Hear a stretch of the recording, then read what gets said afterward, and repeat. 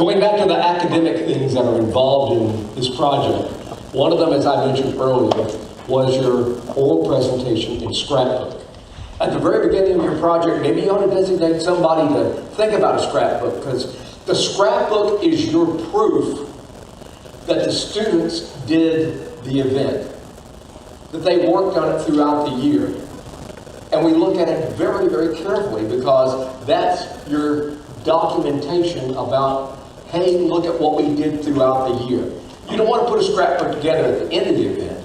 You want to do it throughout the event so that you are able to historically chronicle what's going on.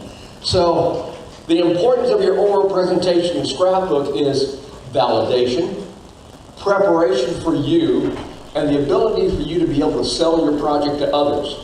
When you develop an oral presentation, what you're really doing is coming up with a way that you can go talk to a sponsor, or an administrator, or anybody who has an interest in your project.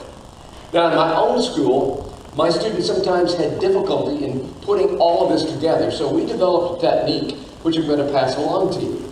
Put together a group of 6 or 8 kids. Have the first kids have 2 sentences they can talk about who you are as a team. Have the second kid talk about a couple of sentences only about what's the history of the team, where did you come from. Third kid talks about what your dreams are. Why are you here talking about this project? Where do you want to go? Do you want to race? Is it just an in-house project? Then the fourth kid talk about what kind of financial needs you're having and what you're doing to raise money. And then so on. Tell the history and story of your team, but do it so that each member of the team has 1 or 2 sentences to say. Now, what does that do? It meets a compliance of everybody on the team taking part for our presentation. But when you're going to talk to a sponsor or an administrator, they know that everybody's involved in this. We had one team that had everybody standing there and just the captain's talking. Well, why are the rest of the team there? You know, this is not a political rally where you have one person talking and everybody behind to support. Everybody needs to be there being a part of this. So that's kind of a huge thing. Then in this process, you get a chance to share your engineering decisions. Why did you do this? This is what judges want to know. Why did you decide to do this versus this? What was the money involved in it? Do you show any kind of paperwork that establishes what you did? That can go into the scrapbook. So let's see what we've got here. And why are you doing it? Because you get 20 forever miles, up to 20 forever miles, based upon what you do. Yes, sir? For the scrapbook part, could we have like a social media presence instead? So like have like a Facebook page or something? No. But you can do that too. And then you should have a Facebook page for your team, because that will help you promote what you're doing. And it's a good way to collect photos for your scrapbook. Scrapbook must be divided into 2 parts. Section 1 shows students working on all phases of the project, and Section 2 show your students' engineering decisions. It's due June 1st. You don't have it June 1st, then you lose forever miles. And you send it digitally to scrapbook@solarcarchallenge.org. I'll be reminding you of this from time to time. Your oral presentation, you're preparing a video that shows your team standing up, doing what they need to talk about. Here's a good example where they're actually talking to some judges. They've got visual aids there. They're able to provide a little variety with their presentation. But we don't want something that's all spiffy that you've sent to some video person had put together with different things or music. No, we just want to have a camera recording your team giving that oral presentation. Grading criteria. Did the presentation give a full statement about your team's project? Did it explain engineering decisions? Did it show documentation? In there, show us some documentation about what you've done. It could be a mechanical diagram. It could be a sheet that shows how much your solar cells are costing.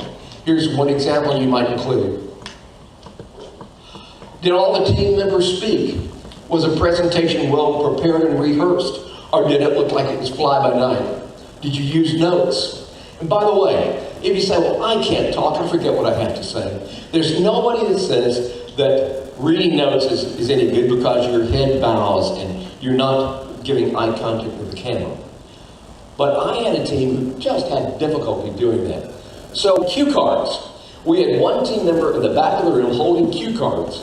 And the team would sit there and they'd read those cue cards, looking at the camera, and sort of like you'd see the news readers at the end of the day. It worked great. So if you have a team member that has difficulty, have somebody holding a cue card with them so they can use that kind of thing as a crutch. And did the scrapbook adequately support the team's project? Here's a good view of a team giving a presentation. Stand. Your posture for your presentation is important. Stand the same way. Wear the same shirt or something. Look like you're organized. Look like you've thought about what you're going to do and that you're going out to try to sell this to Lockheed Martin. When the person is speaking, everybody needs to look at the speaker. All the eyes need to be the speaker. Now, as the speaker goes down the road, everybody's moving along. But when you do this, it means the focus of everybody's attention is on the speaker. I cannot tell you what it's like when you're looking at some of these videos, you see somebody speaking, and two kids are looking in different directions, your attention goes off from that. You're looking at where are they looking? So focus on what the speaker's doing, look at your clothes, practice makes a presentation worthwhile. Speak slowly enough so we can understand you. You know what you're saying. Maybe your buddy knows what you're saying, but does somebody who's not used to your voice or where you come from really help in the communication? And stand tall and be confident about what you're going to say. Don't hunch over. I can get that out. Can we go to rules, please? Anybody have any questions about oral presentations? Yes. Question for the oral presentation. Are we going to be presenting like in front of actual judges, or are we going to be recording a video and sending it to the studio? This year, I still think we're going to do it by video, having it due June 1st. Okay. That's a scrapbook. Your video is due on July 1st. But that one, we've got a record and I can share it with more people. The other reason is that when we do this during scrutineering, it means you're really taking out a couple of hours of time that you might want to spend with your car. So I like the idea of not having you lose your focus about where you are. I'd like you to keep on making sure you passed your stations there. But yeah, we're going to do video this year again. Any other questions? Yes. 8-minute video? Yeah, maximum 8 minutes. And you will get feedback. I will send you feedback.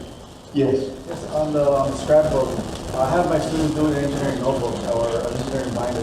I provided engineering paper, the green paper, and that's what they're doing. They're using that for every project. That's excellent. It's a great plan. Put pictures in it.